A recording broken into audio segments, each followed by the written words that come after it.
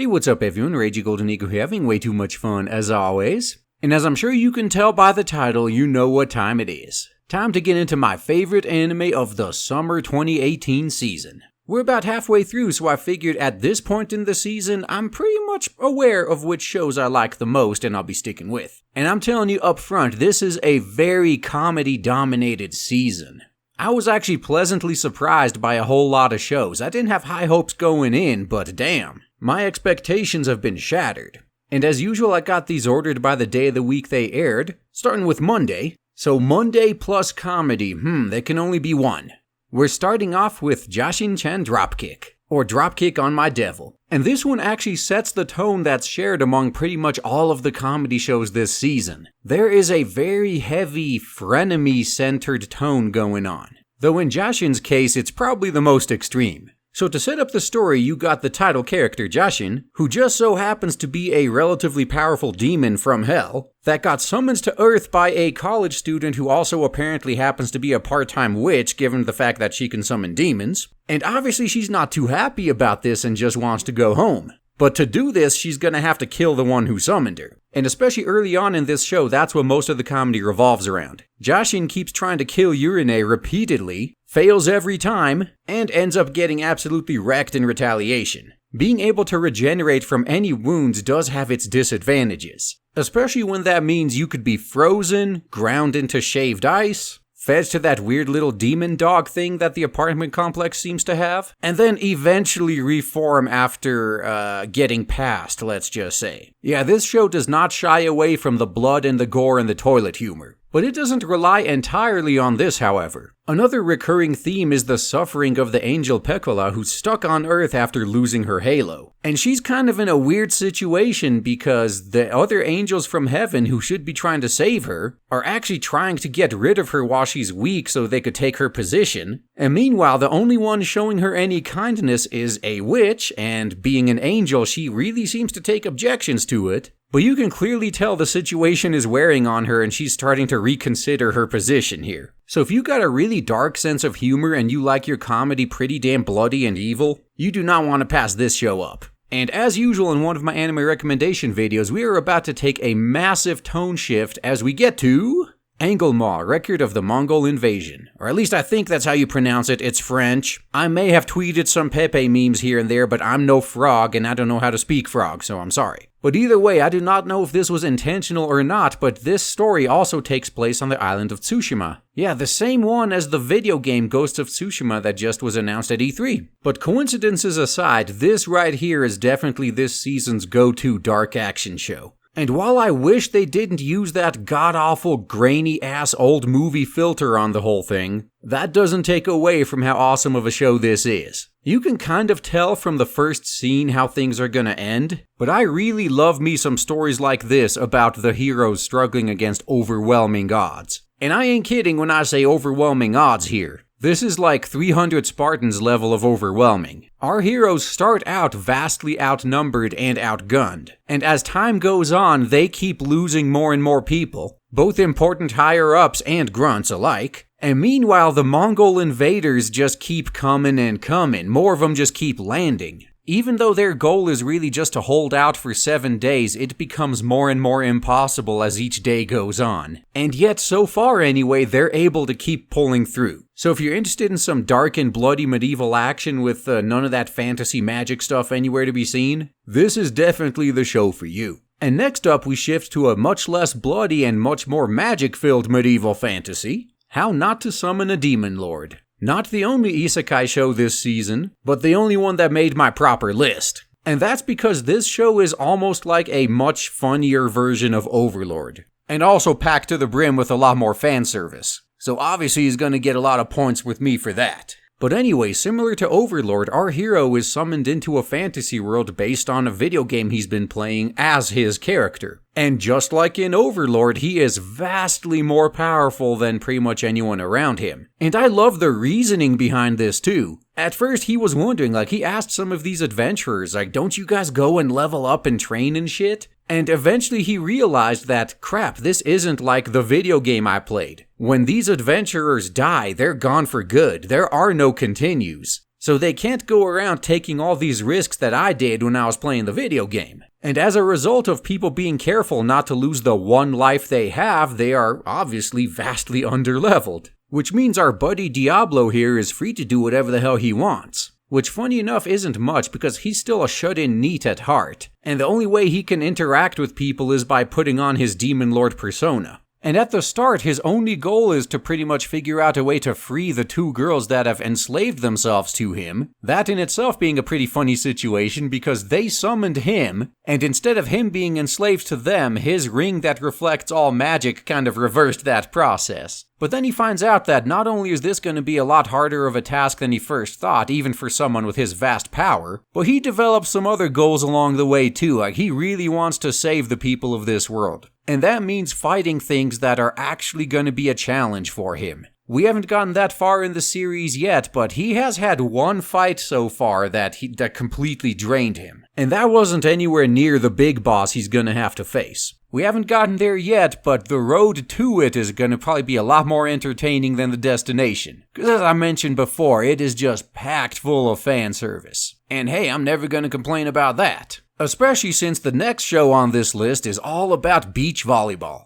Harukana Receive. If you've watched pretty much any other sports anime out there, you know the basic gist of this story. You got a complete newbie to the sport that just kind of randomly stumbled into it, who just so happens to be BFFs and soon partners with a veteran of the sport that left a long time ago but now intends on coming back. And in between all the swimsuits and bouncing boobies, you actually have a fairly by-the-numbers sports progression story with the requisite amount of drama built in. Not nearly as much drama as another sports show we're going to be going over shortly, but a little bit. Kind of a similar theme to Haikyuu, you got one character who has a complex for being way too short and thinks she can't play volleyball, which is what led her to quit in the first place and break a promise she made with another friend who is now the champion. So right there already they've set up the goals for these characters and who their final boss is. As simple as it gets. After that, it's all a matter of practice, learning the game, learning to work together, and then working your way up through the ranks of various tournaments. As far as sports anime go, the execution here is on the average to good end of things. But did I mention all the bouncing boobies and swimsuits and fan service? These guys know how to get you hooked. Come for the fan service and stay for the decent sports story. So if you're a fan of hot chicks and or sports anime, this one's not going to be letting you down. And next up, we get to the second of this season's pure comedy shows. And what is probably my favorite show of the season, Chio's School Road. And this one, I'll admit, took me completely by surprise. As I was reading show descriptions when deciding what I was actually going to watch, I came really close to passing this one up. But goddamn am I glad I didn't, because every single episode just leaves me rolling on the floor laughing. And it gets better as it goes, too. And this pattern is probably going to be familiar to you. This is how a lot of pure comedy shows do it. Each episode consists of 2 or 3 self-contained stories, which do kind of build on each other over time, but for the most part they're pretty self-contained. And what sort of stories do you get? Well, pretty much the sky's the limit, almost anything you can think of. Last episode, for example, we had one of Chio just trying to buy a boys' love magazine at the supermarket and be stealthy about it. And of course, everything she did to try to cover it up just ended up making the situation a whole lot worse. Especially since, lucky her, that day the clerk happened to be someone who knows her, and has a crush on her. To the point that he decides to research these boys' love games that she loves so much with a friend of his, only to find out that this male friend of his is interested in him now that he knows this little fact. Yeah, it's that kind of show, it just keeps cascading. And another earlier story that had an impact on pretty much the entire rest of the series was when she tried to cross through a narrow alley without disturbing a motorcycle gang delinquent, and ended up accidentally knocking him out and convincing him that she was an underworld assassin. So as you can imagine, that came back to bite her in the ass later and she eventually had to come clean. Then there's the one where she had to go pee really bad, couldn't find a bathroom, finally was able to find one and then just accidentally ran into the men's room, and was then stuck in there trying to figure out how to get out without being seen. So yeah, this anime is all about a bunch of over-the-top but not entirely unbelievable stories like that. It's pretty much taking real-life experiences we may actually have and just turning them up to 11. Like I said at the beginning, this one may actually be my favorite show of this season so far. So obviously I'm gonna recommend it to anyone who likes laughing. And you're gonna need a laugh because going into this next show, there's not much to be had. Next up, we got the return of the yandere shows, cause now we're at Happy Sugar Life. I'd say if this anime had a theme, it would be that appearances can be deceiving. Cause oh my god, is there a lot of that going on here. I think the best way to describe this anime would be a bunch of fucked up people doing fucked up things to each other, and to other normal people and turning them into fucked up people in the process. So pretty much a very accurate representation of real life. And as I said before, appearances can be deceiving. Every time you're led to believe that a character is nice or normal in this show, you really quickly learn they got a lot of skeletons in their closet. Especially our main character. She's got quite a few crimes under her belt. Possibly kidnapping. I say possibly because we do not know the entire story of how her and her, let's just say love interest actually met. It might have ended up being more of a rescue than a kidnapping, but I don't think the law would see it that way. That wouldn't help her in this case anyway, because she's got at least one murder under her belt, possibly more. A couple of eye gouging incidents. Yeah, she's willing to go pretty much anywhere for the one she loves. And don't take it the wrong way, but I can actually somewhat sympathize with the main character here.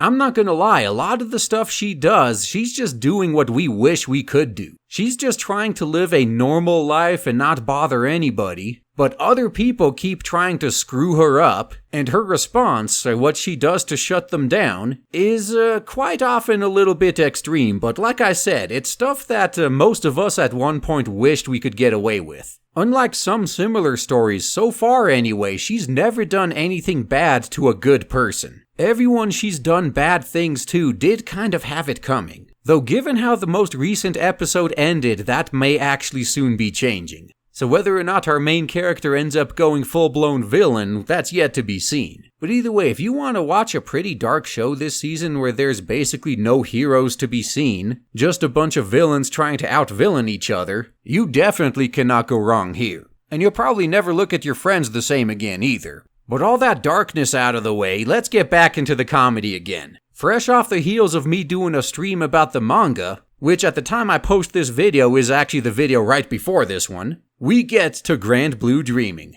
The anime that tries to sell itself as being about diving, but it's a lot more about partying and getting wasted. And of course all the unfortunate situations that our main character Iori keeps getting dragged into. All he wanted was to live a normal, happy college life. But from the very beginning, he's not off to a good start. He told his new buddies he has to be at the orientation at 9 o'clock in the morning the next day so he can't go out and party. But they convinced him. They told him, nah, don't worry about it. We will make damn sure you make it there in time. And they weren't lying. Their solution was to get wasted right in front of the auditorium, so he woke up at like 8:45, naked, in front of the auditorium though, so he made it in time. He can't complain. And then of course the first 2 chapters I covered in my previous video going over the manga show up in the anime, and it's a good thing too because they were damn hilarious. First one is a pretty good lesson as to why you don't let your so-called friends help you unpack and decorate your room. First time around they pack it wall to wall with porn, then when he gets mad at that they turn it into a weeb room, which honestly I would have kept,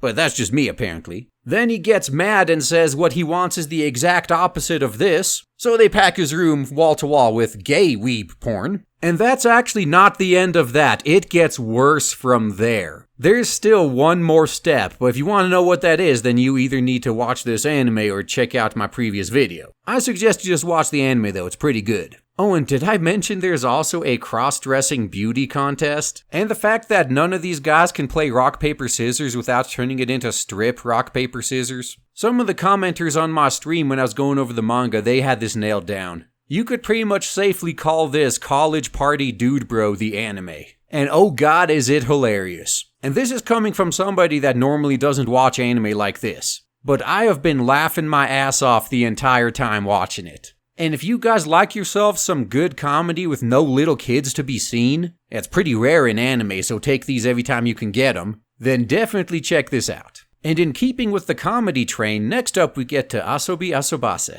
This one follows pretty much the same pattern that Chio School Road does. a couple of standalone stories each episode, except where Chio's School Road focuses on Chio trying to get to school every day, Asobi Asobase focuses on the girls when they're in class and in their after-school club activities, which usually involve playing some warped version of a traditional pastime and ending up constantly messing with each other. Oh, and as they're going from story to story, you guys know me, I love paying attention to the little details. And in this case here, they don't skimp out on those. Like, for example, Olivia's hair actually changes with each story. Like a lot of long-haired girls in real life, she does actually change up her hairstyle, so that was a nice touch. And another nice touch is the occasional supernatural element here. For example, we got a dude who can fire laser beams out of his ass, after he was pretty much pranked by some aliens that decided to put, as they call it, their weapon of destruction inside of his ass. Which I think is actually a pretty damn good explanation for all of these alien abduction and anal probing stories, to be honest with you. Why would aliens that have the technology to come to our solar system be so concerned with the human ass, if not just to troll us? Oh, but I don't want to give you guys the wrong impression of this show. The comedy is usually a lot more normal. For example, one of the three main characters, Olivia, appears to be a foreigner, but she was actually born and raised in Japan, and just pretends to be a foreigner new to Japan to get away with shit. Which I think is pretty damn brilliant, because you bet your ass I'd be doing the same thing if I was in her position.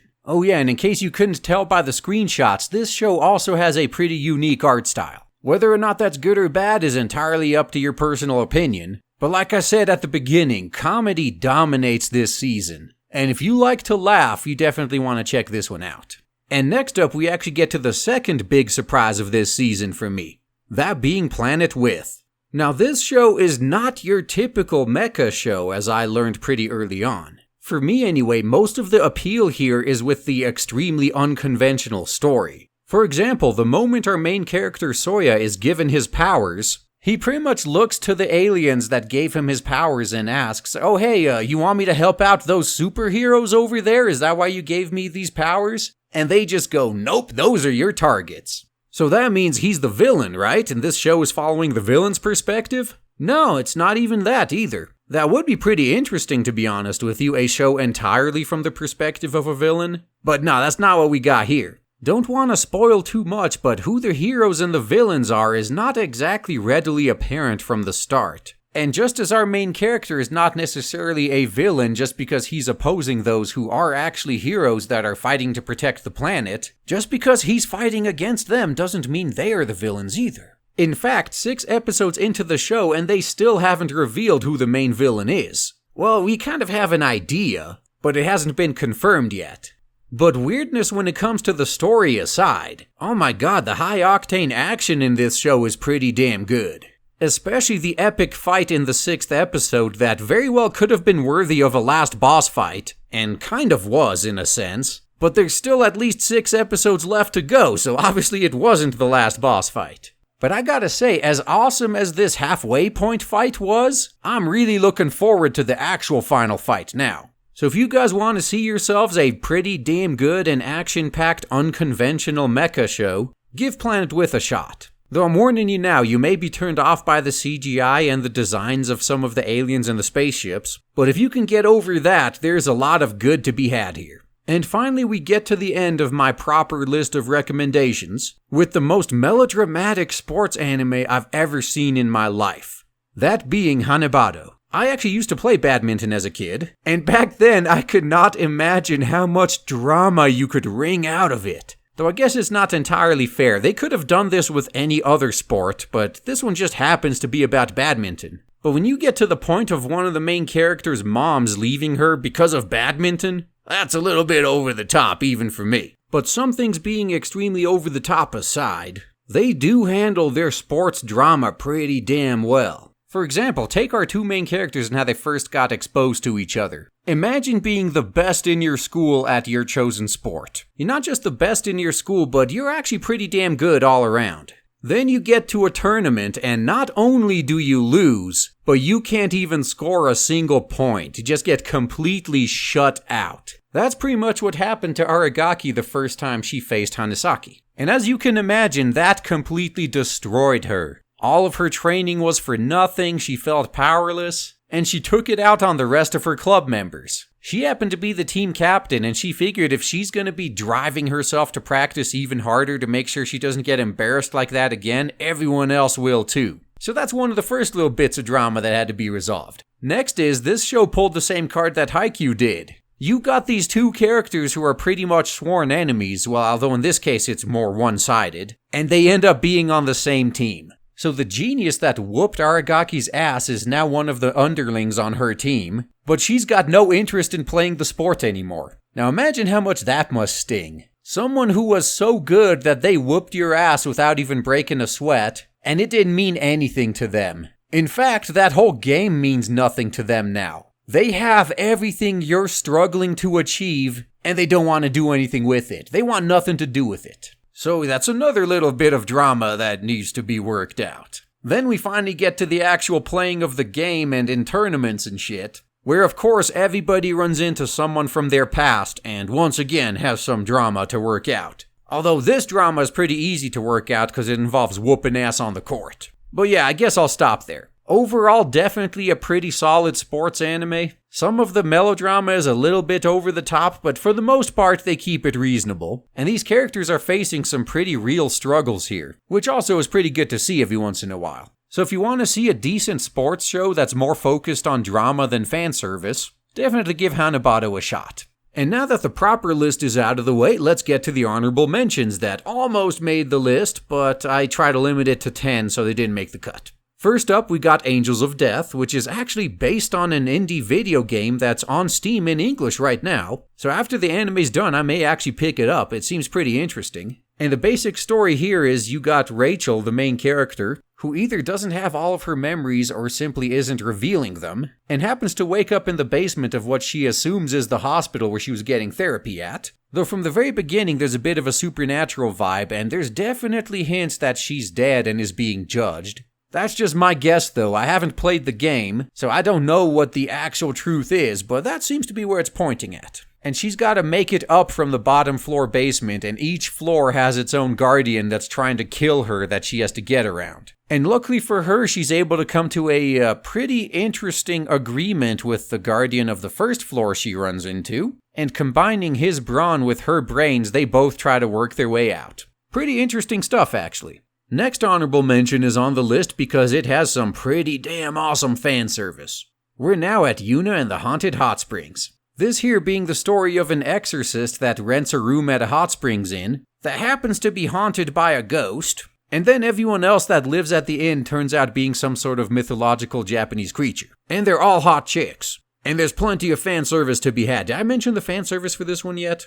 At this point in the season, they haven't really gotten to the main storyline yet, which I'm assuming would be to figure out what Yuna's lingering regret is so she can pass on, but instead we've just been getting familiarized with all the characters. So if you love yourself some fan service, and want to watch a show that's actually pretty reminiscent of some of the anime from like 20 years ago, well there you go, now you have an option. Next honorable mention is another isekai show, The Master of Ragnarok and Blesser of Einherjar. This one also, by the way, packed full of fan service. But the copious amounts of pretty excellent fan service aside, this one actually also has a pretty decent premise in my opinion. The main character is a pretty average Japanese student that gets transported back in time to an era of Norse mythology. And luckily for him, he has his smartphone with him, and he can still connect to the internet through the magical mirror that sent him there in the first place, and he uses it to look up tactics and technology to give his side an edge in combat. Thankfully, the storyline started after he already took over his clan, so we don't have to watch the whole process of him gaining power. But yeah, for the most part, given his future knowledge, he is pretty much cheating this world, though that doesn't mean he has no challenges. Already so far in the season, he's had to go up against one guy who's pretty much invincible in combat,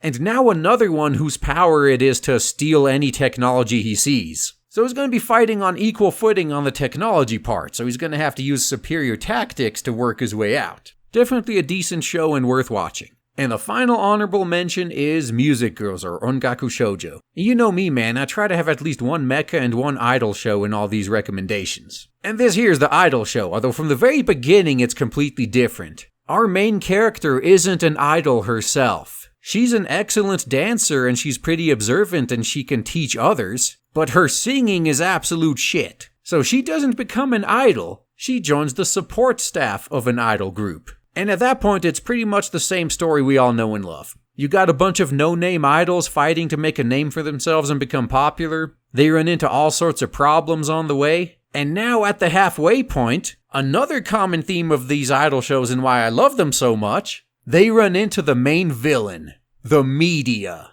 Yeah, I love how these idol shows tackle the sensationalist media and how they can ruin somebody's life. And how even if they ruin somebody's life, there's never any payback for it. They could just keep getting away with it. That's a story that those of us who are on the list to be purged from social media can definitely sympathize with, let's just say. But yeah, if you love idol shows, can't go wrong with this one. And then before signing off, we got, of course, the returning shows. Black Clover is still going strong. If you tried the show at the beginning and then chose to drop it because of how annoying Asta was with his constant shouting, both the show and Asta himself get a lot better as time goes on. At this point, I think Black Clover has pretty much settled into where it's gonna be. It's about as decent as you'd expect a shonen show to be, like Naruto or Bleach. So if you've been loving the show so far, no need to stop. Next returning show, Overlord. Unlike the last break Overlord took, this one was a lot shorter, thankfully, just one season. But it's picking up right where the previous one left off. So you've been loving Overlord? Well, you're gonna continue to. Also returning, we got Steins Gate Zero. And unlike the previous season when it started, the shit has finally hit the fan. This is what those of us who watched the original Steins Gate have been waiting for. We were waiting for a moment like that. We knew things were building up, we knew shit was gonna hit the fan. And this time around there was no time machine as well. So it was gonna sting extra hard when it finally hits, and yeah, it hit. It was worth it. Things are getting good. So definitely keep watching Steins Gate. Also returning from a very long hiatus, we got Free Dive to the Future. It's been years since the last season of Free, hasn't it? But either way, this time around it is a direct continuation. Most of the characters are in college now and the teams are extremely shifted and shuffled. A whole bunch of new characters introduced, and a whole lot more drama. Actually, now that I think about it, this one may be tied with Hanebado for sports-related drama. Especially centered around Haruka. Holy shit, how much swimming-related drama can one guy have? So yeah, if you've been watching Free until now, you're probably watching this one. And if you want to jump into it, well, there's a lot of hot guys to look at if that's your thing. Also returning, we have My Hero Academia, doing what it does best. That being showing the Western industry how to do superheroes correctly. Well, superheroes in training anyway. Things have calmed down a little bit since that epic showdown between All Might and his sworn enemy, and all the effect that had on everybody involved. Now we're just focusing on watching all the characters get their provisional hero licenses. And hopefully after they get their licenses, they don't go to another training camp, because I don't think they've had one successful training camp yet that hasn't been attacked by villains. We'll see though, but things are not going to be smooth sailing for long knowing this show. And finally, we also see the return of Attack on Titan. In the first episode anyway, it wasted no time getting straight to the body count. And I gotta wonder how long they could keep this up. Eventually you're gonna run out of named characters to kill off. Just gotta keep introducing more constantly, I guess. But that aside, unlike previous seasons of this show, the main enemies this time around are not Titans, but other humans. And the focus is a lot more on politics than it is on fighting itself. And while it may be a lot more Titan-free than usual, it's still definitely Attack on Titan. There's no reason for you to stop watching now if you've been watching this far. Given who their main enemy is this time around, not only do you know you're in for an epic fight at the end of all this, but once it's all said and done, it'll just be set up for even more epicness down the line. And with that, we finally come to the end of my list. As usual, I tried to go over a diverse range of shows, so hopefully you were able to find at least one that you really like in here. Definitely check out Chio's School Road though, that one's freaking hilarious. And that's all I gotta say guys, thanks for listening.